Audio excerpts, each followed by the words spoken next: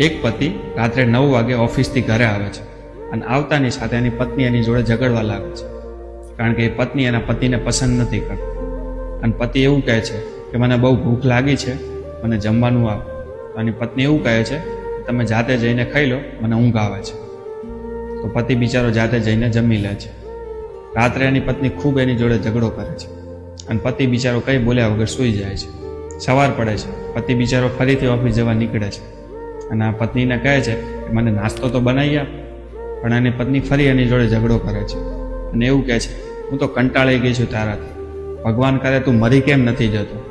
તો આવું સાંભળીને પતિ બિચારો ફરીથી ચૂપચાપ ઓફિસ જતો રહે છે.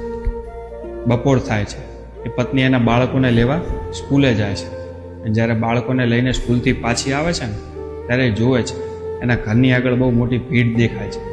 તો આ જોઈને એ પત્ની ગભરાઈ જાય છે અને પાસે જઈને જોવે છે તો એના ઘરની આગળ એના પતિની લાશ પડેલી હોય છે. તો આ જોઈને એ બહુ ડરી જાય છે અને આજુબાજુના લોકો બધા જે એકઠા થયેલા હતા ને એ વાતો કરતા હોય છે કે આ ભાઈનો કારમાં એક્સિડન્ટ થયો.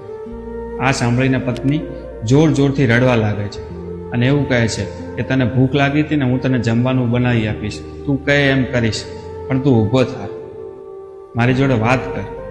પણ શું વાત કરે પતિ બિચારો, કારણ કે એના શ્રાપ એને લાગ્યા હતા. એના પતિના ગયા પછી એ પત્નીને આ દુનિયાના અસલી રંગ દેખાવા લાગે, એના પોતાના પણ એનાથી મોઢું ફેરવવા લાગે અને અમુક લોકો તો એને ખોટી રીતે પણ જોઈ રહ્યા. તો આ બધું થયા પછી એની પત્નીને રિયલાઇઝ થયું કે મારો પતિ ગમે તેવો હતો પણ સારો હતો. તો મારે એટલું જ કહેવું છે કે પતિ ભલે ગમે એવો હોય પણ એ સ્ત્રીના માથાનો તાજ હોય છે. તમારું શું કહેવું છે આના વિશે? કોમેન્ટ ચોક્કસથી કરજો અને આ વિડીયો ગમ્યો હોય તો શેર જરૂર કરજો.